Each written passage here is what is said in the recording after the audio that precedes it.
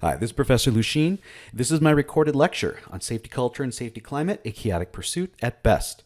The opinions in this presentation are based on research I've done, both in reading and actual studies, with a proposal of where I want this field to go. I always do that. There's me. So the objectives are I'm going to talk a little bit about the background with safety culture and safety climate, explore some of the intricacies or question some of the popular beliefs, and then get into the results of some studies I had done when I was in graduate school, and again, where I'd like the field to go. My work in this field started back in the 1990s.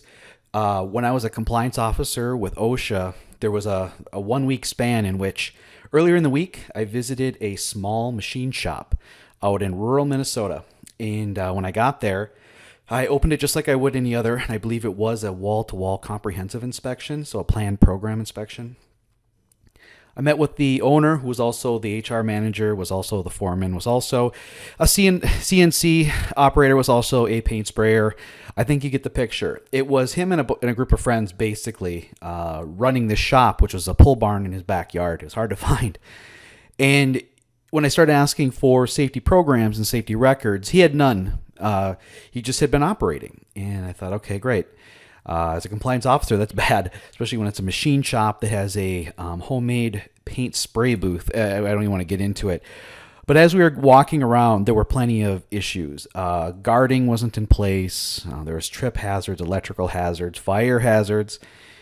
And I was writing things down and documenting. I felt bad because he was a nice guy. And one thing I noticed, not initially, but as I was reflecting on my experience, whenever he introduced me to one of his workers, he'd introduce them by name, and then he would say something personal, like, oh, how was your kid's game last night? Or, hey, how was your fishing trip? So he knew these people really well. And they always had an answer. It was very, they were a really close group. And when I interviewed the workers, when I was out of earshot of the owner, I asked them, safety questions, and they knew the answers. They knew that, yeah, there was supposed to be a guard here. Maybe there was at one point, but they knew how to avoid exposure, that they took their time, they took care, and they looked out for each other. Near the end of the inspection, I remember asking him, so, without seeing any records, what kind of injuries have you guys had recently? And he said, oh, well, we've never had an injury. I thought, okay, well, as I was writing up the report, to wit, there was many citations, but I tried to do the best I could to help this guy out. Because again, I did like him and his workers, and they didn't have injuries. But as a compliance officer, I was taught that if you're in compliance, you should have less injuries. Here, they didn't have compliance and they had no injuries. So that was curious. Fast forward a few more days, and I went to a Fortune 100 company. They had sites all over the world, but I went to one on a complaint. So I was there just to look into one issue that was reported by a worker. I went in and met the safety director, who was renowned in the field, really well known, really well respected. When I went into his beautiful office, he had all the programs on his shelf, and it was quite a thing to behold. And he showed me everything I needed. And I said, well, let's just go walk out to where this complaint is. I was expecting what in the field we call a drive-by, which is just sort of a walk-in, take a look, and leave. And sure enough, we get to the site of the complaint, and there was nothing to be seen, nothing to substantiate the language in the complaint. But I said, just give me a minute. I need to interview a few workers while I'm here. And I found a couple guys, and I was out of earshot of the safety director, and they lit up with, oh, this place is so horrible. We get hurt all the time. Management is against us. And even though I couldn't write a citation because there was no evidence to document it, the comments made by the workers, that kind of struck with me too. And it was this dichotomy of that I experienced in a 1 week time in which we had zero compliance and no injuries. Another one, we had full compliance and lots of injuries. And that confused me. And that's what drove me to go to graduate school, to find out why.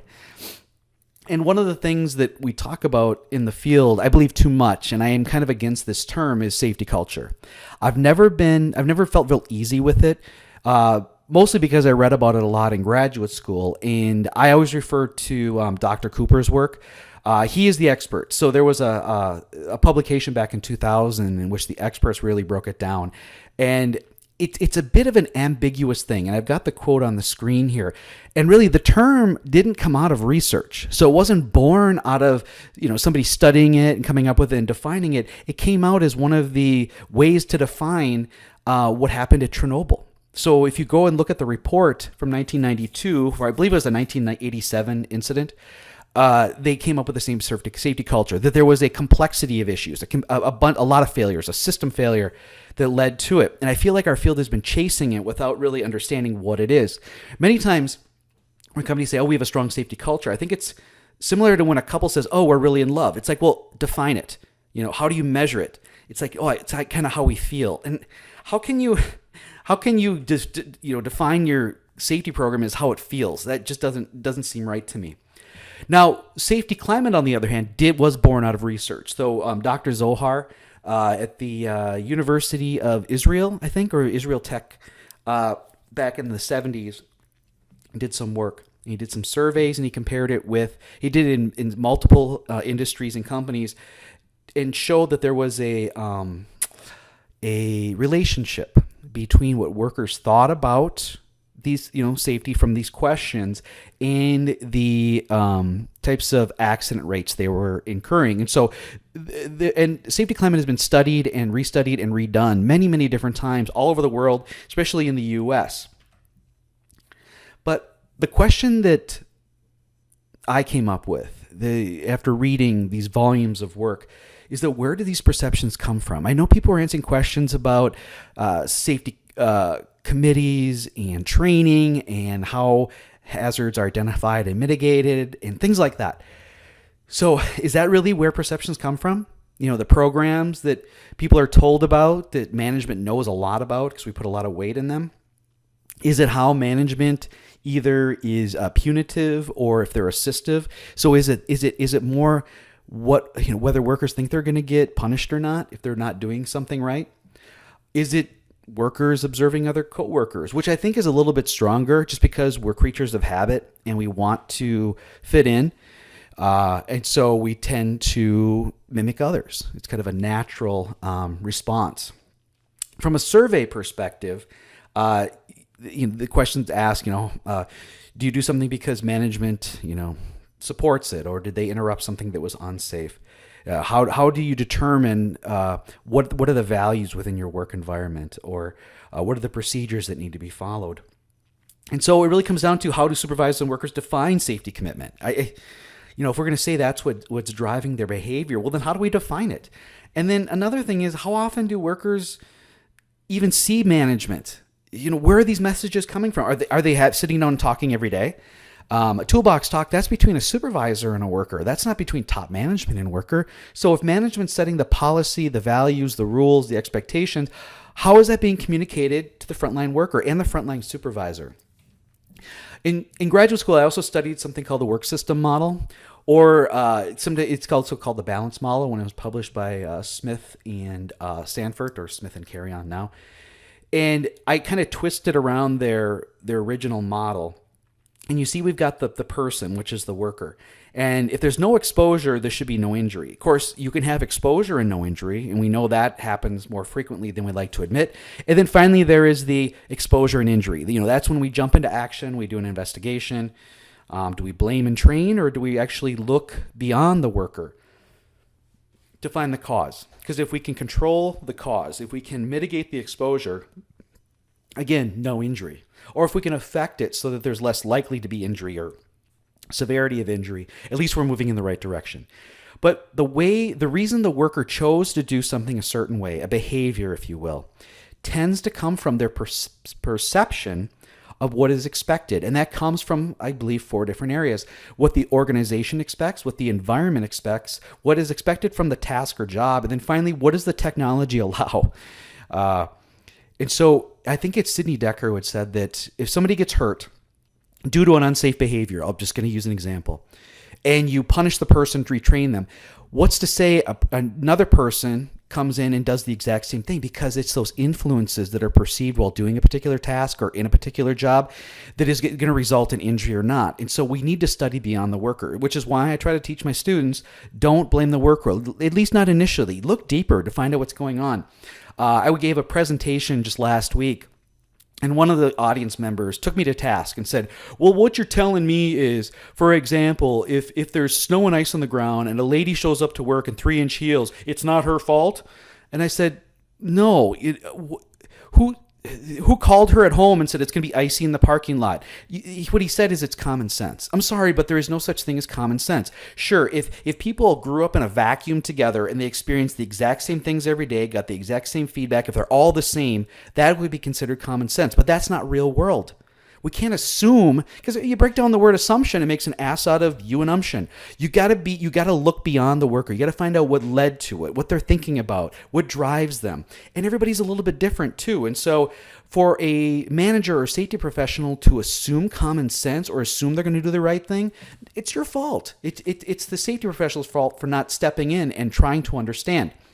Now, there are a combination of technical and social approaches to this, and on this screen, what I'm trying to allude to is human error, and I kind of simplified it to misconceptions that arise from incongruent work rules. So get this done, but be safe. Well, I can't do both, so which am I going to choose? I'm going to choose to get the job done. Work was primary. Desire to adhere to a prevailing attitude. So I'm just following what other people are doing, and that must be right. Being correct by popular belief. Justification through supervisor action. So I'm using something incorrectly or exhibiting an unsafe behavior, and I know the supervisor sees me and I don't say anything. Well, then that must be okay then. Of course, lack of communication or interaction. Just assuming that they know, assuming that they have all the background information I have and they can see it the way I see it, therefore they'll act the way I act. Oh, that's just folly. And then lack of enforcement of a correct way.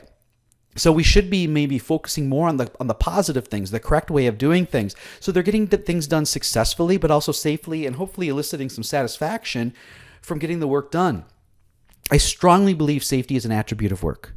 I don't think we can study safety outside of it. If we put safety in a vacuum, it gets attention right away. And I think too many safety professionals, particularly OSHA compliance officers, have the luxury of isolating safety from work.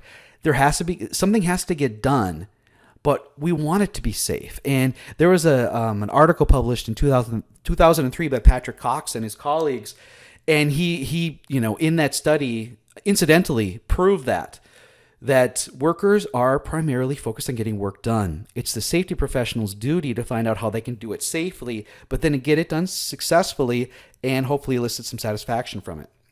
Surprisingly, from all the videos you see on LinkedIn, the pictures you can find on Google, I have just a small selection here. People actually don't intend to get hurt. And you may question that sometimes. But all these people have an intent. There's something they're trying to get done, and they're throwing caution to the wind, or they're underestimating what the risk is in order to get that task done. And here's the problem. They've probably all done this more than a few times and not gotten hurt. There's been no accident. So therefore, they find it acceptable. So let's go through some of the major elements of the work system and how it applies, or as I'm building up to the concept of culture and climate. First is the worker. They're usually the focal point. They're hired to get a job done. We tend to select them based on what they prove or what we anticipate they can do as far as a job, and we need to incentivize them to keep them motivated. So our job is to select the proper people, to train their supervisor, and then engage them to see it from their perspective so that we can try and get safety as part of the job and not an add-on. Next is the task design. Now, usually we already have this figured out, and we put it into a job description, what is expected. But sometimes we assume certain things. And if we do that and we're just bringing in anybody who has a heartbeat, they may not have the skill set, and so maybe we have to train a little bit more. Maybe we have to motivate a little bit more. There should be definitive or objective measures.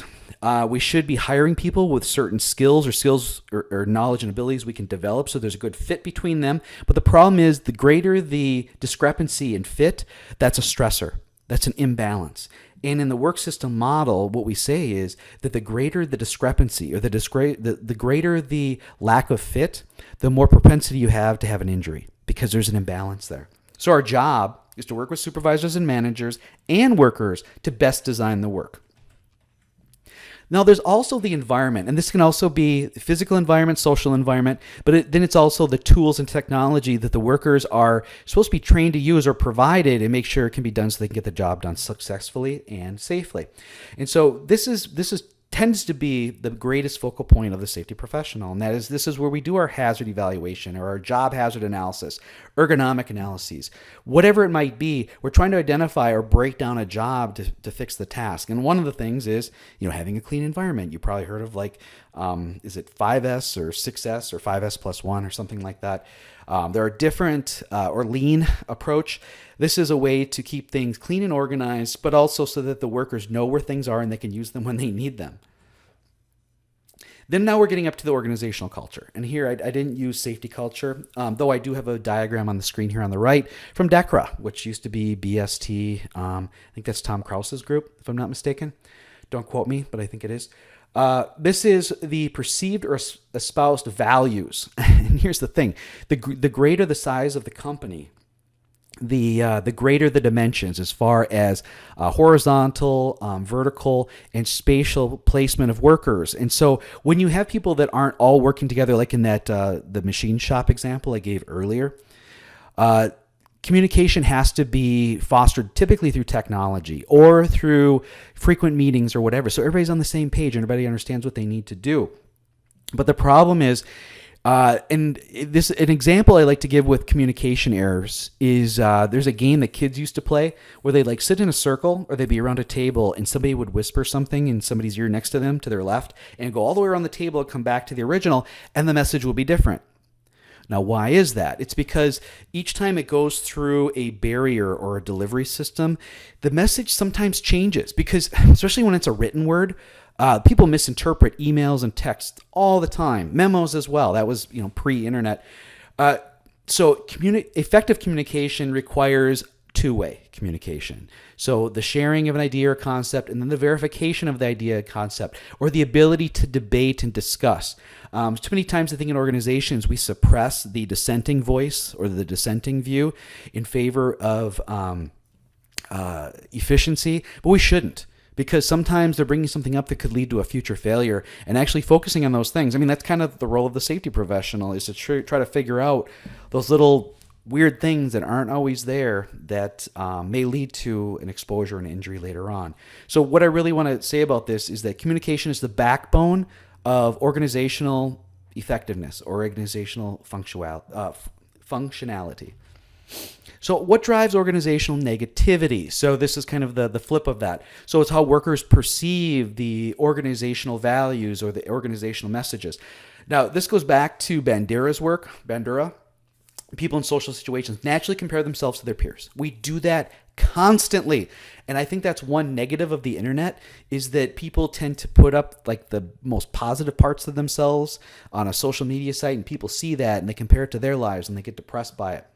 A real strong one is people's desire for fairness. I feel this is I think Adam's equity theory is a better predictor of behavior over B.F. Skinner simply because we constantly strive for fairness. And when there's a perceived violation of fairness or equity, we change either our mindset towards or our behavior towards.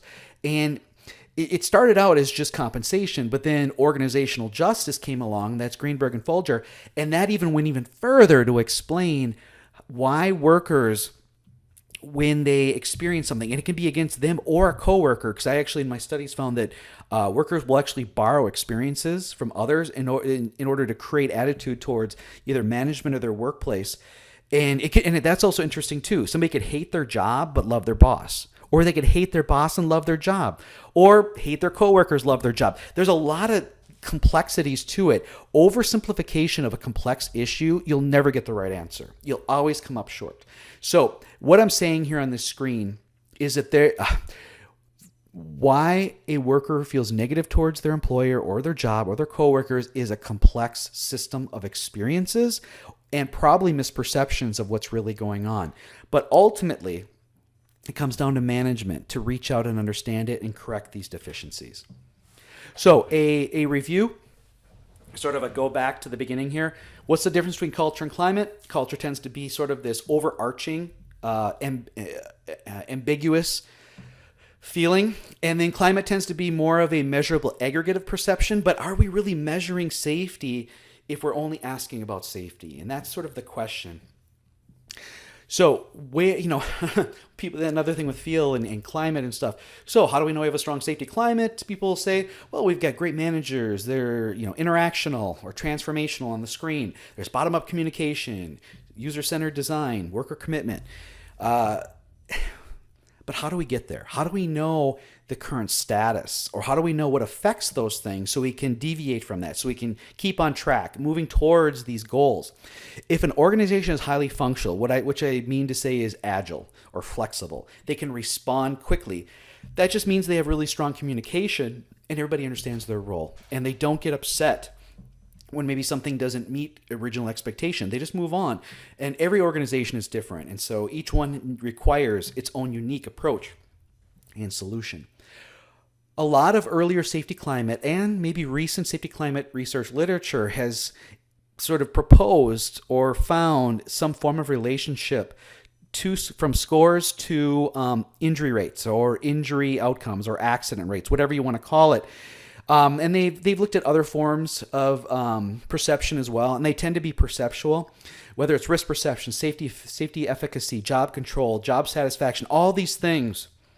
Different people have found some sort of relationship to their safety climate scores. However, the idea is it's been then labeled as a leading indicator that if we measure safety climate, we fix safety climate, these other things will be corrected. I don't agree with that. And so that kind of became the basis for my research, that I believe that safety is in constant competition for other things. And depending on what the organization, the environment, coworkers, things like that, how they're able to integrate safety into the job itself is a better indicator of how workers would gauge safety climate or their perception of management commitment to safety. And so first I did two studies. The first one, I really wasn't focusing on safety climate so much. I was just trying to understand how I interviewed a sample of workers, a sample of supervisors, and then top management. And what I was doing was I was comparing their answers. The questions revolved around the worker level because they had a lot of injuries. And I was looking for when there was discrepancies or misfit between management, supervisor, and worker perceptions. I believe that would be the cause of. And some of the things I found and the most profound things I found, can you say that? Profound things you found? I did. About half of the workers felt blamed.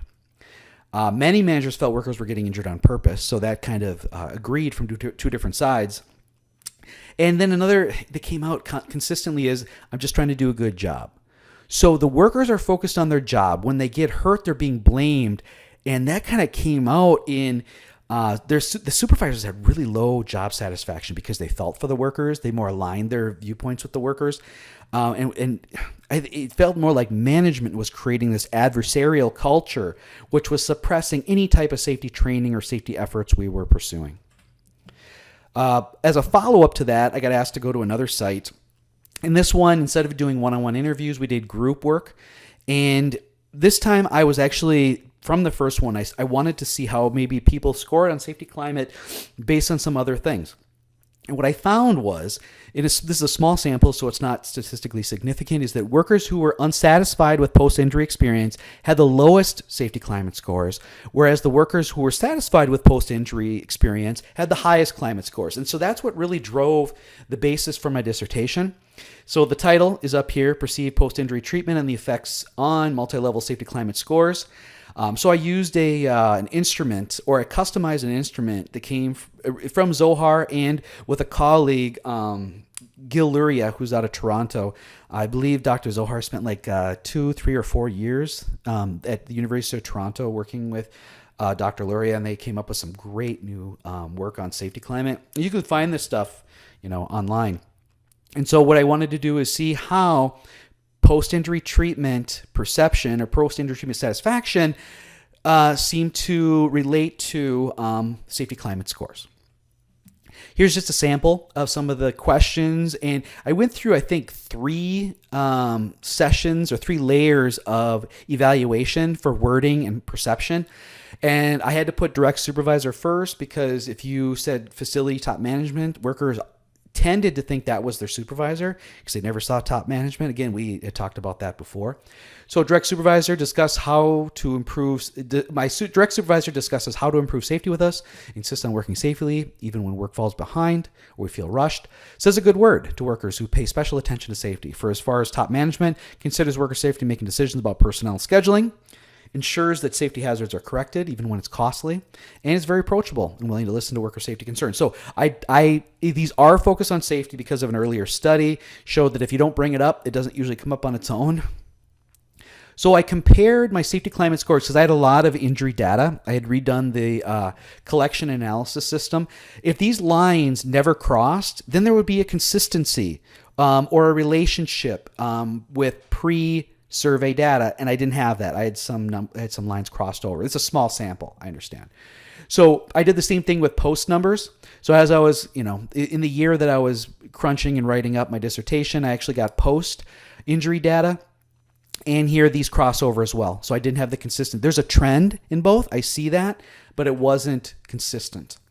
The question that really gave me the ability to do this analysis was the last question. And all in all, I'm satisfied with how I was treated during the injury reporting, recovery, and return to work process. So if people were not injured, they didn't answer this question. This is kind of a stepwise, and they answered questions about how severe it was, did they have time off? There was a lot of questions that went into this because I needed qualifiers. I wanted to evaluate the confounding variables. So this chart you see has a lot of information on it. Probably shouldn't have presented it this way, but I could fit it on one page if I do it this way. So first thing I want to look at is between the blue parentheses. So the uninjured workers had the highest safety climate scores, and this is organizational level safety climate scores, by the way, because I did both org and local. You can see here they got a very narrow 95% confidence interval, so there wasn't a lot of variance there, but this is the biggest group by far. The group who had an injury but had no lost time, so they basically went right back to work, no restrictions, just by reporting an injury, look how much it went down. And that's significantly different. I tried to, draw on these brackets so you can see if there's a large overlap of these confidence intervals, then they might be statistically similar, but these are different. This is different. Just reporting an injury caused their safety climate scores to go down. This was a sizable group. Now let's go to the people who had lost time. So more significant injuries here. So people who reported the highest level of post-injury treatment satisfaction, no statistical difference between whether they had never been injured or not. So what does that indicate? That indicates that, if management does a really good job, they don't blame the worker, they treat them well, they want to get them back, the people feel cared for, their safety climate score sure, there's a little jump down, but it's still within the range, okay? What's interesting is look at the stepwise down as we go through the Likert scale. 4, 3, 2, 1. The lowest is way down here. And actually 3 is sort of the midway or sort of the between high and low. And look we get below that as we get 3, 2, 1. And actually it just stays somewhat above 3 when it's reported, but no lost time. So what this shows is there is a very strong relationship, positive relationship between how workers felt post-injury and their safety climate scores, which also agrees with the earlier work that if safety climate scores were lower, there were higher injury rates. If safety climate was higher, if the safety climate was lower, there were higher injury rates. If safety climate was higher, there were lower injury rates. Well, yeah, because if you haven't experienced an injury and how management it responds to it, your safety climate score is going to be naturally higher. You may ask somebody, how do you like your car insurance? And if you never had to file a claim, you probably think it's all right. It's never been challenged. So when workers are actually injured, and at that point in time, they have to report it, and then management responds, isn't that the most purest form of management commitment to safety? How they respond to the injured worker? I tend to agree with that. And I think that's the strongest predictor of safety climate, making safety climate a lagging indicator. It's not leading anything. It's a representation or a more robust representation of management's commitment to safety, which sort of, again, verifies safety climate in some ways, but in a different way. So where do we go from here? I think we need to really find better leading indicators, and I really love the work that's being published and presented by Sidney Decker, by Ron Gant, by Todd Coughlin. All three of them, they're doing such great things with talking about leading or more positive or safety differently, safety 2.0, whatever it might be, that we should focus on more positive aspects, and that data should lead us to what we're going to do next. So safety is not the absence of injuries and illnesses. Safety is the expectation of positive things, that the workers can actually focus on their job and get it done successfully, safely, and hopefully elicit some satisfaction from it. Maybe not from the job, maybe from their coworkers. There's a lot of things they can do. They should want to be there because they like to be there. It satisfies sort of a social requirement that we all have, not only a financial, but a social. And there should be some pride in the work we do. And I think management has a lot to do with allowing that to happen or promoting that to happen. So what I teach my students is this model for safety improvement. This is oversimplified, but it answers two different questions. One is management makes observations and they set up expectations based on those. And those expectations turn into policy, work rules, messages, things like that. However, depending on the size of the organization, sometimes workers and supervisors have to actually interpret that on their own. They have to see what's expected from more of a strategic level and try to turn it into a tactical response. And that's the behaviors, or maybe that's the attitudes or perceptions they share. Now, the problem is, again, management or people from management will see certain things like numbers at the end of a month or at the end of the year, and they'll use that to change or alter their expectations and goals and plans, which may actually be viewed as negative or punitive to workers. And so now all of a sudden this cycle has now become what would be considered a poor culture. Labor versus management, because management doesn't understand it from their perspective. They're assuming based on what they see or just general numbers, and they feel they're not being cared for. They're being punished or put down or whatever you want to call it. But opposingly, so what we can do as safety professionals is go out and engage the workers and supervisors, collect objective data, collect stories, really break down to find out what is allowing them to be successful, what's allowing them to be happy. What can we do to ensure the job gets done successfully, safely, and hopefully they get some satisfaction out of it. And then we get up and we educate and train management to get their support to set up expectations and rules that are not only more pragmatic, more tactical, but also align with the strategic goals of the company itself. I mean, it would be hard to argue that when you have a workforce that has pride in their work, they like what they're doing things safely, that company isn't somehow approaching maximum profitability or maximum effectiveness. It'd be hard to argue that. And I'm not even really talking safety so much. I'm talking the relationship, the ability to get things done safely, so more of the positive things. So what I'm proposing is I would like to nix the term safety culture, because I feel when you're at a place and all they're doing is safety culture is going to drive everything better. I don't believe that. I think safety is born out of really good relationships, good communication, support, being adaptive or agile in the work message.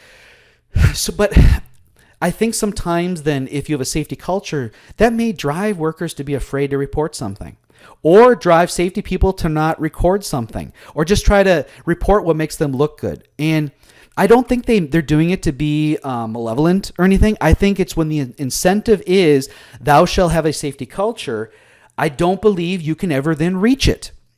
I think it's something that comes about through other means. So that I think the other means is a learning culture. We're not gonna blame people when something goes wrong. We want to know what went wrong so we can fix it. And it's more of an overall. So the company is not successful just because they didn't have any accidents, or they're not successful just because they have profit. They're successful because workers are doing a good job and they're happy to be there, and they're working safely and the supervisors are happy and they're getting their job done, and management is there to foster this culture, if you will, that we're all in this together. This business is a team sport, safety is a team sport, quality is a team sport, customer service is a team sport. We're all in this together. We all have our part. But we're going to have great communication, we're going to care for each other, and we're going to use data and evidence as a means for continuous improvement. I like that. I think we should, if we're all better learners and we really enjoy learning, I think the company has the ability to go beyond what they really think they can achieve. So just to review, this was supposed to be about safety culture and safety climate, but as you can see, I kind of steered away from it a little bit because I want to give you an honest review from my experiences and from what I'm hearing. Again, if you're not reading Decker, if you're not reading Conklin, if you're not reading Gant and listening to their presentations, do that. That's the direction safety is going. This safety culture, safety climate stuff, that's from the 90s and the 2000s. We got to start moving beyond it, especially when the 2018 numbers just got posted by BLS.